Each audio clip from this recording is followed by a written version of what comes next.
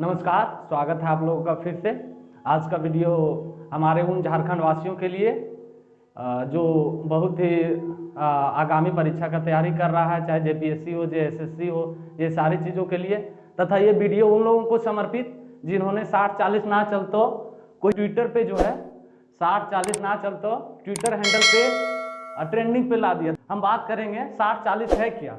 ठीक है, 60-40 क्या चीज है। झारखंड में सब खेती बाड़ी करके पढ़ाई करते हैं और ये जो 40% वाले तो बात सही है, और बाकी बात यहाँ जो झारखंड निर्माण होने से पहले, झारखंड बनने से पहले और ऑलरेडी जो बाहर से यहाँ के बसेस बस चुके तो वो भी 60 के अंदर आएंगे, यानी झारखंड के अंदर आएंगे।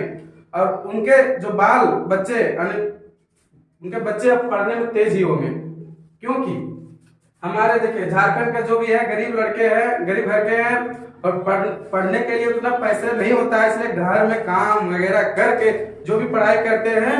और उनका बाहरियों का क्या है कि शुरू से पढ़ते लिखते रहते हैं, इसलिए वो तेज होते हैं।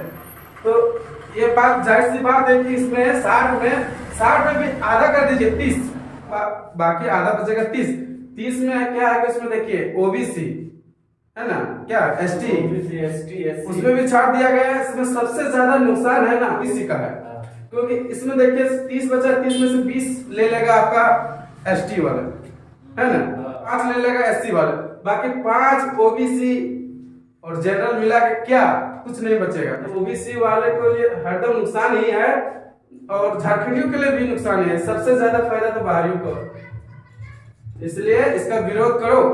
हेमंत सरकार इसका भाषण कभी भी सुनेगा ना, हेमंत सरकार का भाषण कभी भी सोचता है क्या बोले क्या ना बोले, खुद उसको पता नहीं रहता है, कुछ जानता ही नहीं है, क्योंकि महलों में पैदा हुआ है और महलों में सीमित है। क्योंकि झारखंडियों का दर्द उसको पता नहीं, झारखंड है क्या ये पता नहीं, झारखंड में कितने जिले हैं ये पता नहीं, झारखंड में कौन से कितने जाति है ये भी पता नहीं है। लेकिन बाप के बदौलत तो मुख्यमंत्री बना बैठा है, जो कि बहुत ही गलत है। इसलिए 60-40 नहीं चलेगा, झारखंड के लिए खतियान आधारित स्थानीय नीति बनना चाहिए। तो 60-40 मान लीजिए कि ये एक नियोजन नीति है झारखंड सरकार की, हेमंत सरकार ने ये पारित की है कि 60-40 क्या है। तो 60-40 जो है ये एक नियोजन नीति है।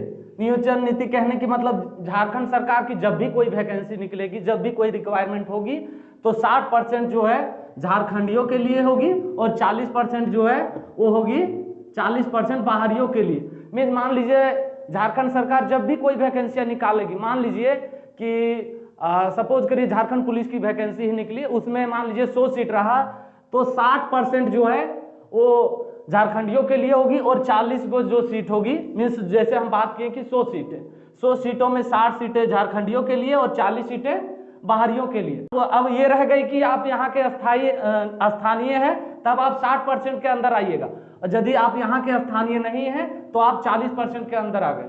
तो ये रह गया यानी कि हमारे हाथ से 40% चला गया। यदि आप झारखंडी हैं तो आपका 100 पोस्ट में से 40 पोस्ट आपके हाथ से चला गया, आप 60% के अंतर्गत आए। पहली चीज है। अब दूसरी चीजें बात करते हैं कि 60% के अंतर्गत कौन कौन आएंगे। तो हम बात करते हैं 60% किसके लिए, तो झारखंडियों के लिए। तो झारखंडियों के लिए स्थानीयता को कोई प्रमाण होना चाहिए। तो झारखंड सरकार ने स्थानीयता के लिए एक नया स्कीम है, नया नहीं है नियोजन, जिसको बोलते हैं स्थानीय नीति। झारखंड सरकार ने स्थानीय नीति बनाई है और 1985 का खतियान, ठीक है।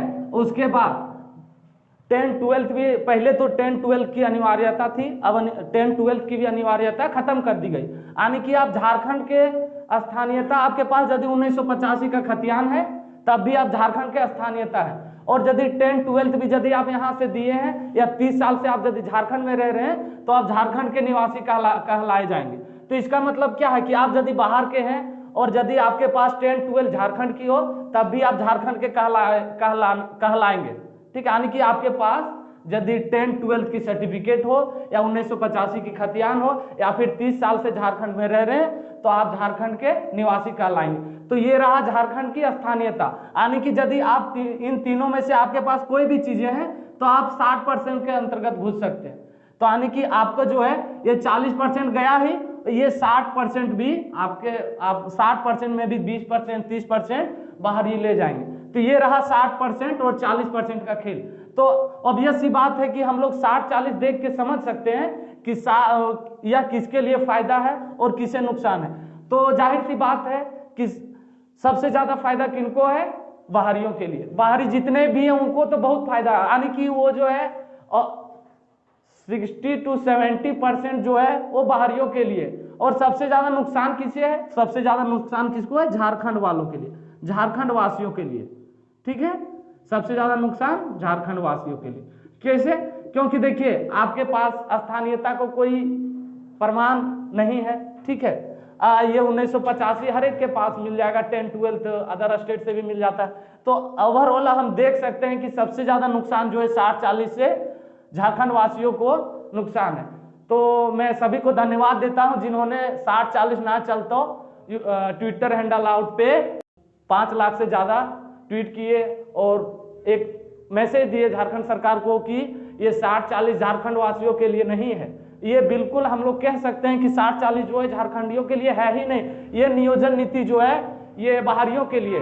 ये सबसे ज्यादा फायदा उसी का होगा, क्योंकि हम देख सकते हैं कि आप 40% पहले उसको दे दिए और उसमें से भी 60% में आपके पास कोई स्थानीयता का कोई परिमाप ही नहीं, आपके पास स्थानीयता का कोई ये नहीं है। तो हेमंत सरकार, मैं आपसे ये कहना चाहता हूं कि 60-40 को थोड़ा सा एक बार फिर से रिव्यू कीजिए, देख लीजिए, क्योंकि आप देख सकते हैं कि हमारे झारखंड के युवा बहुत सी मुश्किलों का सामना कर सकते हैं इस 60-40 से। तो मैं आपसे रिक्वेस्ट करता हूं कि आप एक बार फिर से इसको रिव्यू करेंगे। 60-40 जो आपने नियोजन नीति बनाया है। आज के लिए इतना ही। आप लोगों को फिर से धन्यवाद देता हूं मित्रों, जिन्होंने 60-40 ना चलता ट्विटर पे जो है आप लोगों ने 5 लाख से ज्यादा ट्वीट किया। फिर से नया वीडियो आप लोग के लिए लेकर के आऊंगा। धन्यवाद।